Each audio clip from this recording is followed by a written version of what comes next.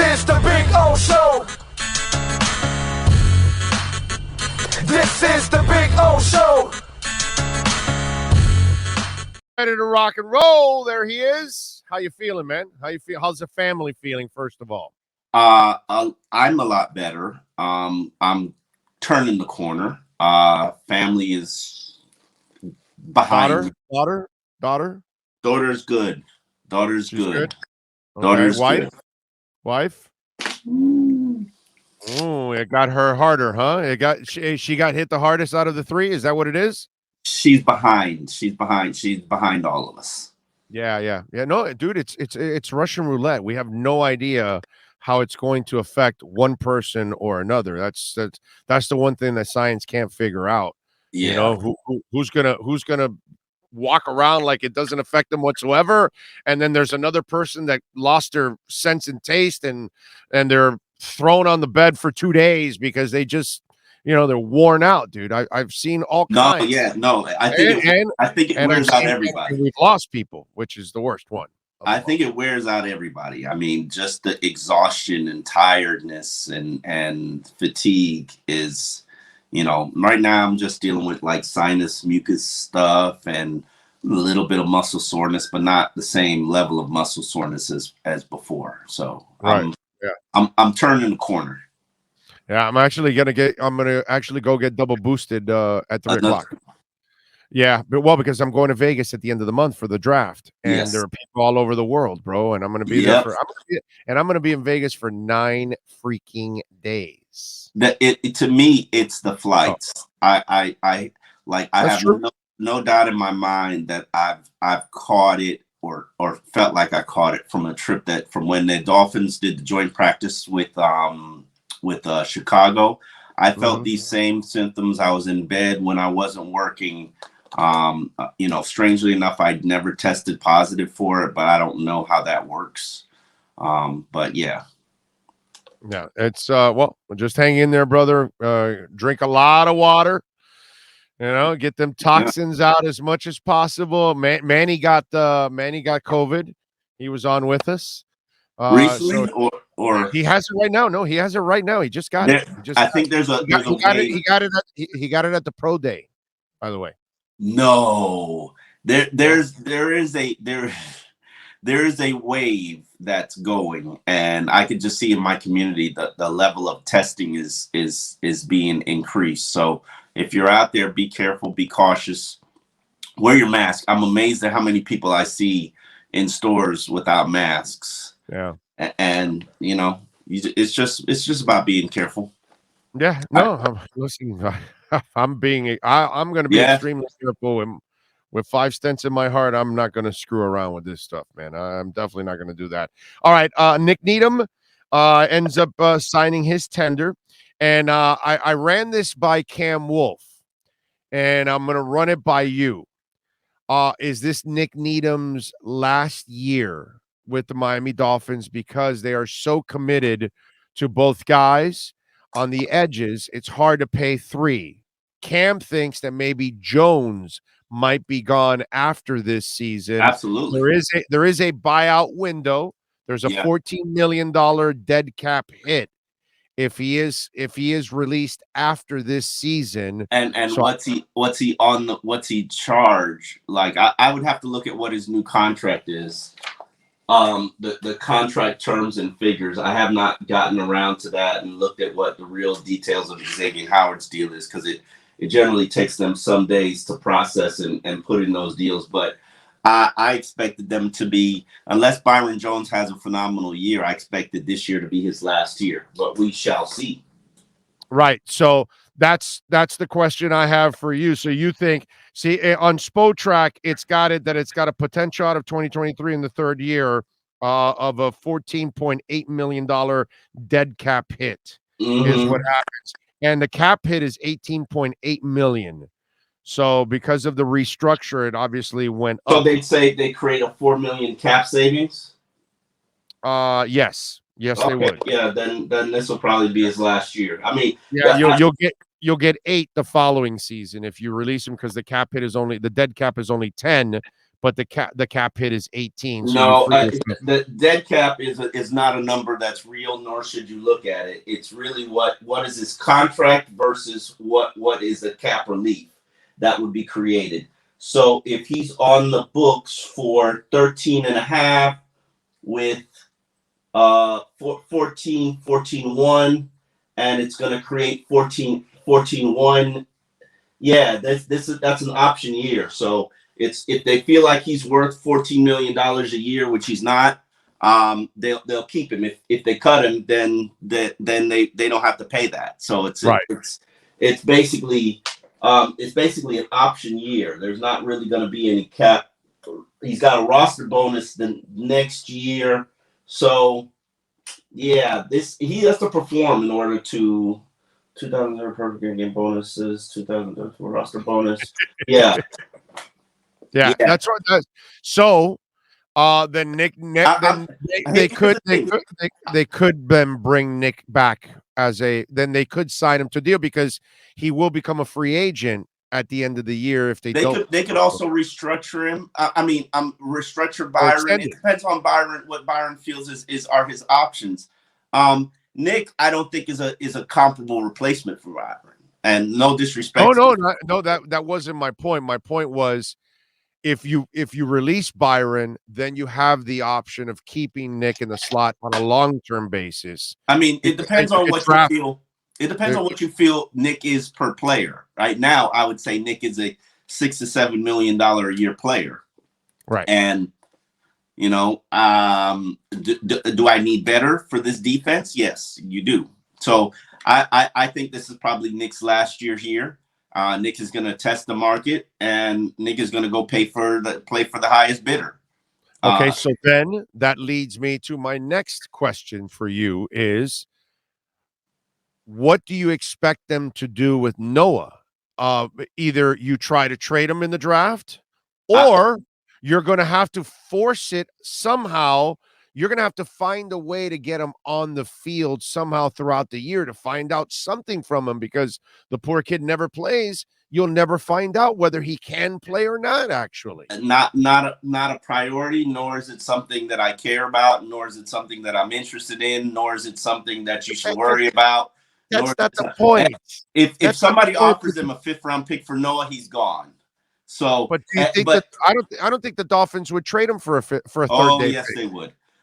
This coaching staff has said that they're going to give him a fresh start, fresh opportunity. Supposedly his relationship with Flores was abusive and blah, blah, blah, blah, blah. And, this is going to be a fresh start for him. Noah's problem is Noah is not technically sound and good enough to be a reliable starting cornerback. And those are things that he's got to fix with coaching. He's got some good coaches right now. They could teach him that press, that bump and run style. They could teach him how to be disciplined. He's got the capabilities to be a gunner. Now that Mac Hollins is not here, that job is open. Elijah Campbell. Well, see, now you're finally freaking answering my question. It's not a matter whether you like it or not, but they've got to find a way to use him. They don't. No, they don't. Noah's not even. Noah is, outside of the fact that he's a first-round pick, Noah's not an important player. He's not. Yeah, but you just said it. If you start making him a gunner, at least you start using him somehow. They've had opportunities to make him a gunner, and there are guys like Elijah Campbell that leapfrog him like this, like that. Right. It's too valuable of a position. He can play it. That doesn't mean I said that I want him to play it. Noah's got to earn. Noah is in a position where, just like all the former first-round picks that don't pan out, Noah's going to have to play for his career. Like, if they cut him at the end of training camp this year, nobody would care. And I'm not even sure people would. Yeah, but that would be irresponsible. No, it wouldn't be irresponsible. Yeah, it would. No, it would not. Dude. If he's not your top 5 cornerback, what is he here for? Because you spent first-round pick on him? You never made the investment to develop him. No, you did. He sucked. No, you did. You did. No. You did. No. Noah started the second game here. Judge a guy for a couple of games. Noah cost you Seattle game. Noah started the second game, played in long spells when Xavier and Byron got hurt in his rookie season. His first year, Played last year. No, I don't even think he played last year when Noah. He did. He did a little bit. Like a little bit. But and he actually looked better. Guys, Trill Williams outperformed him. Elijah Campbell outperformed him. But those are natural corners. That's the problem with the kid. Who cares? No, you have a kid that doesn't have the instinct of a corner and think that because we drafted him high that he's going to be somebody. No. Draft picks mean nothing. Zero. Omar, if you invested a first rounder in a guy and you know that he was raw from the get-go because he was a receiver, your job as a coaching staff is to find a way to invest time into developing him and get him some kind of playing time in certain moments. He's had development. Have to try to develop him. He's had development. Noah's issue and Noah's problem, and I like Noah, and I do think he has some talent. He is technically unreliable. Okay. And and until he becomes to the point where he can be relied on, I don't care who plays. Elijah Campbell, Trill Williams. I get that. I understand that part, but you've got to find a way to see if you have something there. You drafted him for a reason, right? So you made a mistake to get an opportunity. You drafted him because he was the only cornerback that covered the Alabama wide receivers. Devonta Smith. No, right? Devonta Smith. Yes, you're right. He's the only guy who covered Devonta Smith effectively when Noah was a junior and Devonta was a junior, and he showed potential. He showed fire. He showed desire. He works hard. That's all great and well and good. And I like Noah. Keep in mind, I like Noah. But every time I've ever seen Noah actually play, he's been roasted. You know that 2-week period where Xavier was basically like, I'm not practicing. Y'all not making me practice. Noah got a 2-week audition, and he was roasted. And to the point where he had to drop to the 3rd or 14th. And he made Tua look like he was ready for a Pro Bowl season. Tua just kept picking on him, and tons of corners have struggled early in their careers. Tons. Sometimes it's just not meant to happen. And by the way, it's not young corners. This is a corner that is still learning how to play corner. He's not even a real corner yet. I don't worry. I don't worry nor care about Noah. Noah probably will never be as good as Nick Needham. And if that's where you are, time to move on. I don't worry nor care about Noah. Noah isn't even a top 40 player in my opinion on that team. Yeah. I don't think it's responsible to just cast him aside just because you drafted him. They gave up a second and a 4th round pick for Josh. Omar, if you drafted him, it's because you like him. No, they did like him. They did like him. Or was it that Flo liked him? They did like him.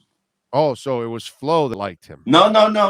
They did like him. No, it was Flo's pick that they don't like anymore. No, I don't like. I'm just asking. I hate when you do that. I hate when you do that.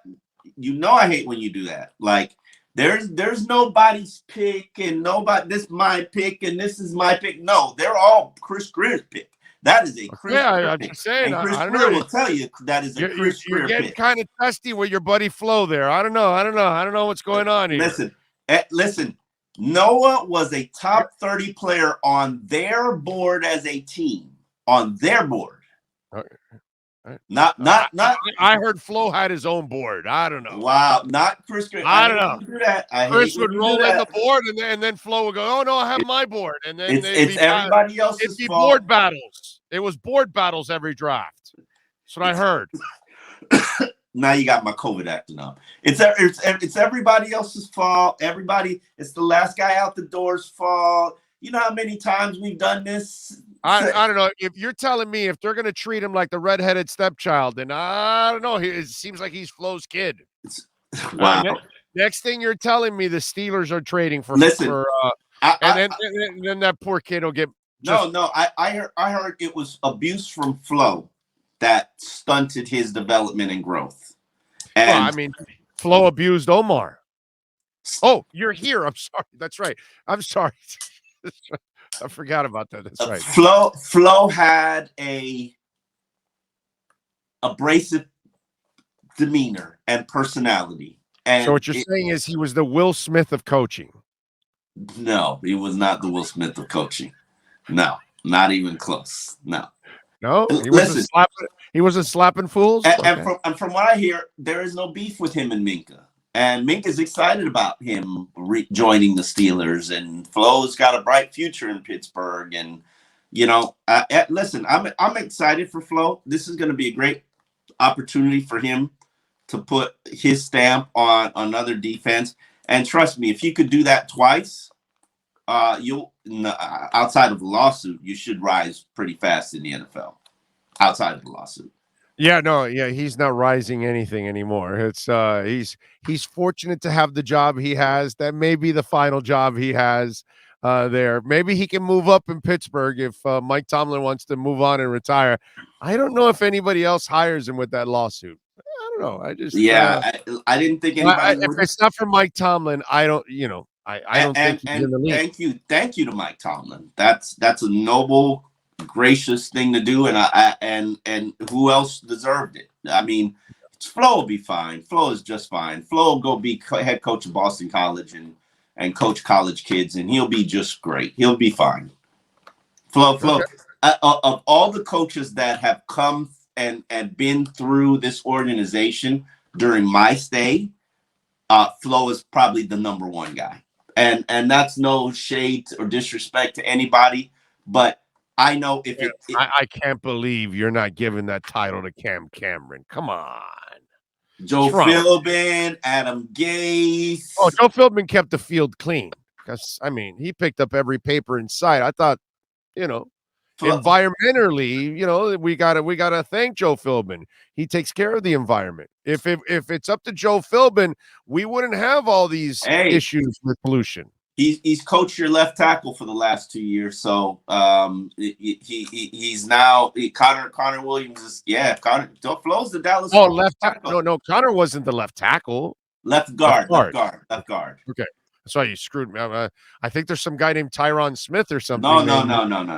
I'm sorry, left guard. Your left guard. If that's where. By the way, Joe Philbin might be screwing up Tyron Smith, not coaching him up. By the way, okay. Just see.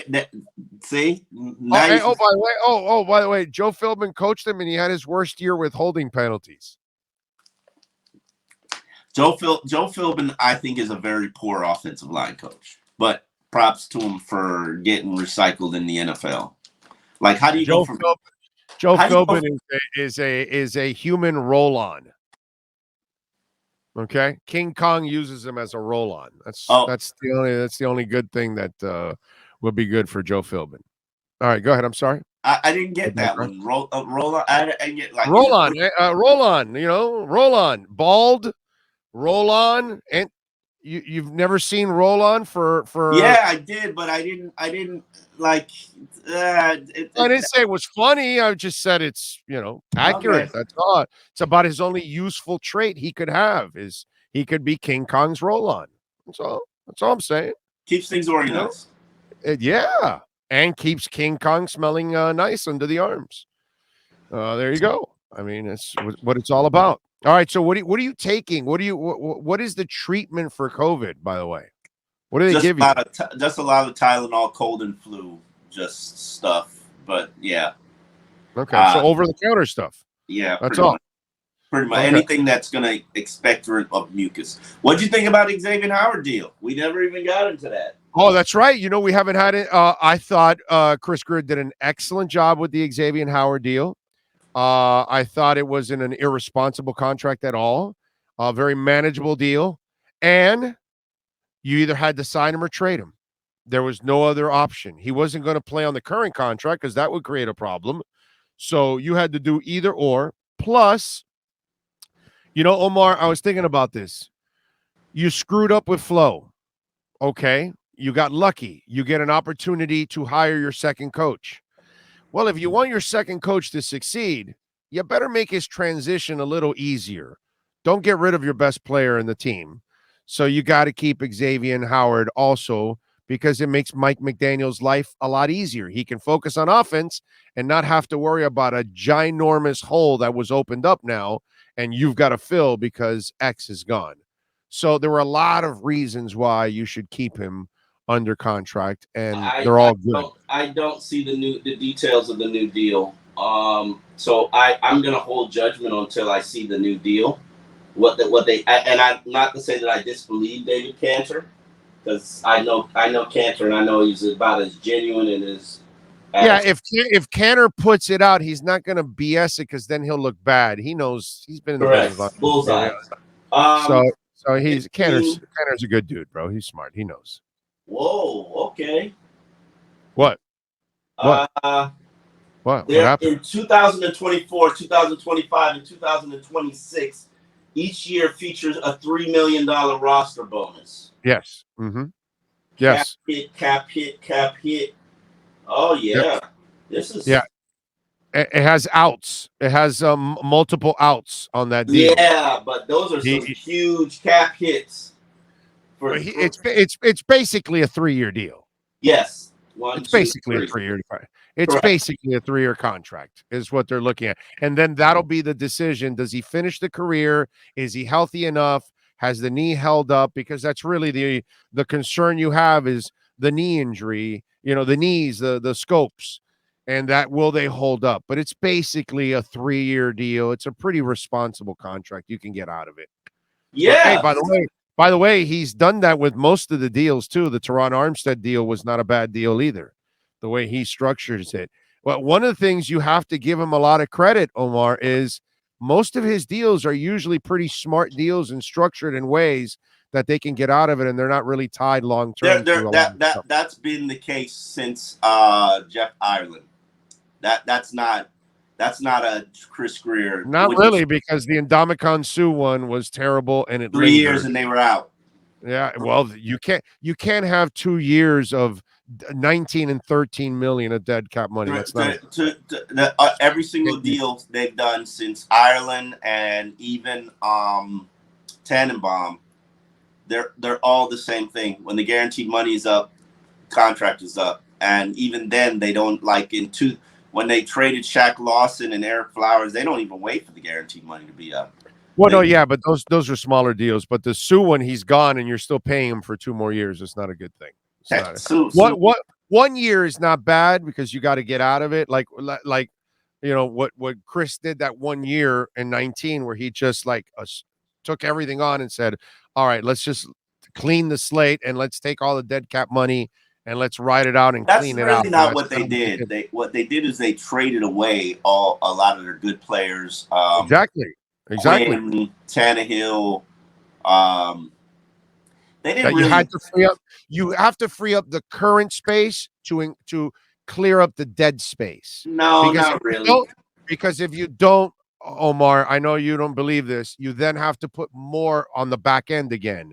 And if you don't want any more on the back end, so you can have all your cap space the following year, and then you can mortgage your own future, that's how you do it. If not, you keep in the last 10 years, I've never covered this team where they weren't a top 7 team in cap space.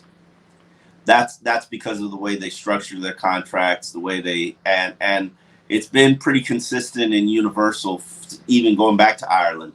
I remember having a conversation with him about, he's not doing any deals that are longer than 3-year deals, and he really. Yes, but it's also because they haven't been good enough to keep their players around, so they don't have those issues. I don't think they care about keeping the players around. They've lost most of their players. They don't re-sign them. Now they're going to do that. That'll be different down the line. But the team you've been covering the last 10 years. Hold on. Says who? I don't think that's the case. That's what they're doing now? No, not really. Who they've signed Jerome. They did not sign Mike. They did not sign Nick Needham. They don't have to sign them. They're here. They're not. Christian Wilkins, will he get a 5th-year option, or will he get a multi-year deal. If you were, you're dealing, you're creating something that doesn't exist. The bottom line is Agba, he kept him, right? Gesicki, he tagged him. He doesn't have to give him a long-term deal because his head coach has to figure out Gesicki first. So first you do the responsible thing before you give the kid the long-term deal because you change your scheme. But he did keep him. But he did keep him, right? And he kept Jerome Baker, right? If your theory is correct, then you would assign Gesicki instead of exposing him. You would give Michael Dieter a deal. You would. Why? He hasn't earned the deal yet. Exactly. Omar, I don't know what you're talking about. Like, there's nobody that they've taken care of. Agba was a top 15, 20 free agent. Like, they took care of him. He performed for 2 years. They took care of him. Jerome Baker performed, and they took care of him. Xavier Howard performed, and they took care of him. Yeah, I'm not following you here. These are your top players. Xavier Howard and Emmanuel Agba are your top players on your team. Top one and two. You kept them. Like 1 and 2. And you kept them. Yeah, they didn't do that. So what you weren't supposed they to? never used to do that. They never kept their guys. Their guys used to leave all the time. That's what I just kept telling you. It's these 3 years you can only count, Omar. 3 years that he took over and on. Since this new regime, they're re-signing Parker 2015. Parker you kept. Bobby McCain you kept. That's it, really, because everybody else. Jordan Phillips, you let go. Jamal Douglas, you let go. Next year, new scheme. You had to get rid of the people that don't fit and the people that fit. Yes. The next year, you re-signed Grant. You traded Drake away. That class is garbage. 2017 class is garbage. Davin Godchild, you let him go. Mm-hmm. Charles Harris, you traded him away. Everything else is garbage. Yeah, no, bro. This is you sign 1 or 2 and Juwan James. Well, that's all there is available, Omar. There were 15 players that you had to sign. Agba was the guy was available. You had to re-sign him. Xavier was out. You had to re-sign him. You did it. Gesicki and Needham needed to be tagged. You tagged them. You kept them. You went out and spent a boatload of money in free agency. I'm not sure what you're complaining about. If we're gonna sit here and we're gonna say, oh well, they're keeping their guys and they're re-signing their guys, and no, they're not doing anything any different than they've done for the last 10 years. Out of their draft class, they might re-sign 2. Half of them are busts. And the rest are fringe players. 2018, Gesicki, you retained him. Jerome, you signed him. Durham, you signed. So, okay, we got 3. Balaj is not here. Smythe, that's right. Thank you for helping. Sanders, they did sign him. 2018, they signed 4. I'm just talking about the last 3 years since Greer fully took over and he's in charge. It's different the way they're running things. It's different the way they're wheeling and dealing. It's different the way they've set up their draft picks from 1 year to another, where you're having, like next year, you're rich in picks again. And it's different that you're keeping your better players. These are things that weren't done the last. They've always kept their better players, except for a situation. The better Jarvis Landry, Olivier Vernon. Yeah, those are some of your better. Oh, I don't know about Charles Clay so much, but the other guys, those are some of your better players. Sean Smith. Yeah, you let guys go all the time. That was our problem, that they would let guys go, that they would draft and actually turn out to be decent players. Those are the guys you wouldn't keep around. You'd go buy somebody else's free agents. They're keeping their own guys. The ones they think are good, that's what they've done the last couple of years. I've been doing this for 15 years. It's a never-ending cycle. It's the same thing. You go out and you go buy your left tackle. They did that with Brandon Albert. They did that. No, they didn't have to do that before Brandon Albert because they had, what's his name? Jake Long. It's the same thing. It's some players you let go, some players you re-sign. Some players are bust. Jonathan Martin's a bust. Dion Jordan's a bust. you just Daniel. That's not true. We're inducting Deion Jordan to the Ring of Honor next year. He's a free agent, I think. Daniel Thomas, Clyde Gates.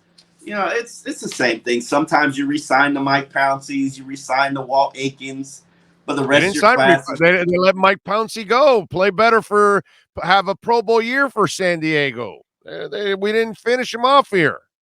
He did get a second contract. He got that biggest contract for a center here, and then they cut him when they felt like they need to cut him. Like that's the Dolphins' way. You're not giving them any love of what they're doing here. No. Why should I? What's the difference in the result? Oh, I'm just saying they're signing. What's the difference in the result? Last time you've been to the playoffs? I don't know. What are you talking about? What do you mean it's the difference in results? How many times have you covered back-to-back winning seasons? Never. But okay, so you just asked me what's the difference in results. That was on the head coach. I just gave you the difference in your results. I'm just telling you they're re-signing their guys. You don't want to believe it, but it's happening. Was on the head coach. And if they win again next year, and if they win again this year, which they will, you're going to have 3 straight winning seasons, and this time in the playoffs. I'm going to look up last time they had 3 straight winning seasons. That's a good one right there. 3 straight winning seasons. That's a good bar. That's Wanstead, and that's the Wanstead Jimmy era. I think you just inspired a column. 3 straight winning seasons. I seem to inspire columns with all of you guys all the time. Oh, actually, 3 straight winning seasons was 2001, 2002, and 2003. I just told you the Dave Wanstead, Jimmy Johnson era. That's what it is. Yeah. Dave picking up a loaded defense and just not doing enough on offense, and that defense carrying. 4 straight winning seasons. No, we actually won games in those days. 5 Didn't win straight winning seasons. Didn't win shit in the playoffs. 7 straight winning seasons. Our boys didn't do jack in them. 7 straight winning seasons from 1997 to 2003. Yeah, the last time I was on the beat. And then the Wanstead bad season at 4-12, where I got out the first year of Saban. What year is that? That was my last. 2005. 2005. That was the last year that the first year of Saban was the last year that I would go all the time. That was the last year. Boy, it's been a long era of mediocrity. Long. Now you all know what's the problem. I'm not on the beat anymore. That's the thing.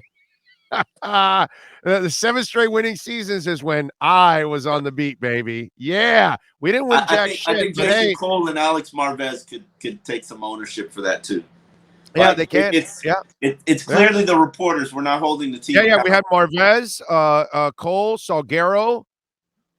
Those were the guys. Ethan, I believe Shad was there. No, Shad came after. Shad came after. Okay. Shad came after. 2004, I think. Yeah, I don't think Shad was there for the Wanstead era. I think he got there just after. I think he was in Florida still. I think he was covering the Gators at that time. It's clearly the beat guys. We're not doing a good enough job holding the team accountable, holding them to standards that should make South Florida respect their team. We'll work on that. Sounds like I need to get back on the beat so I can start winning again. All right. Anyway, what are you working on the Sun Sentinel so folks can check you out, my friend? I have absolutely no idea.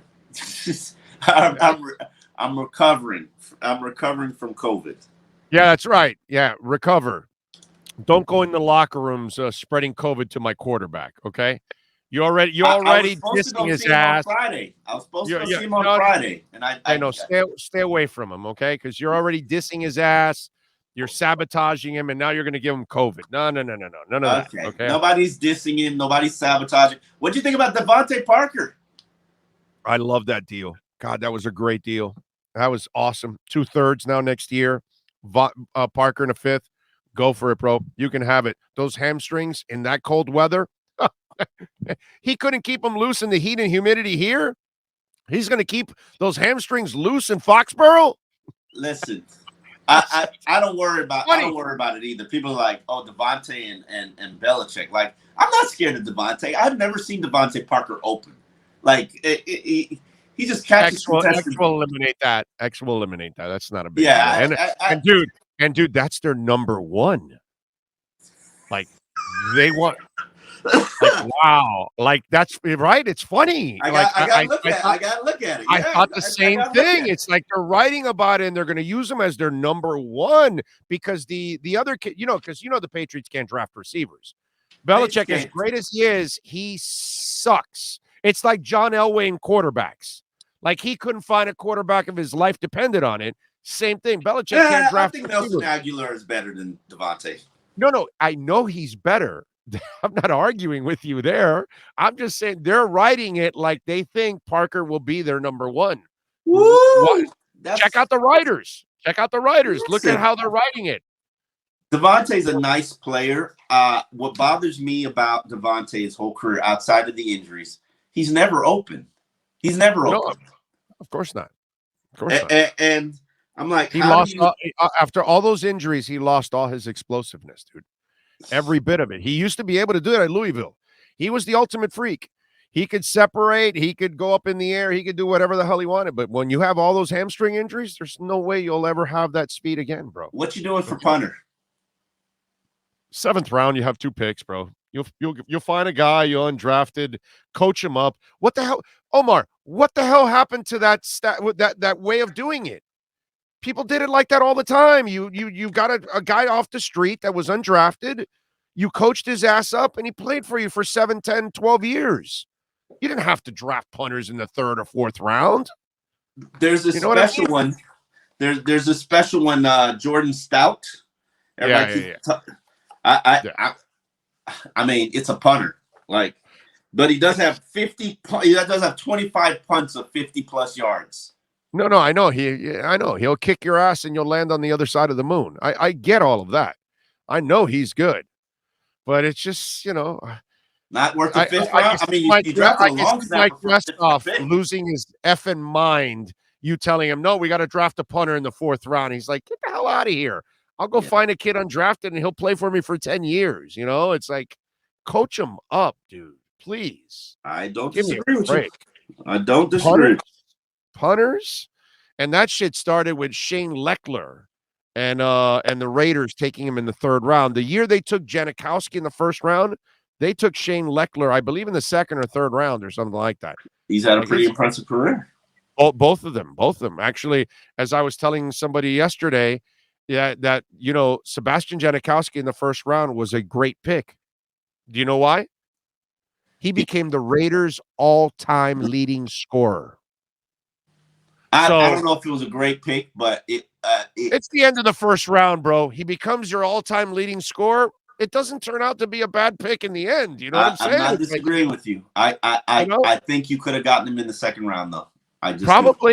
Probably, but he was that guy that was a freak because he was. I covered him in his career at Florida State. Sebastian Janikowski was a legend. No question. Yeah, dude.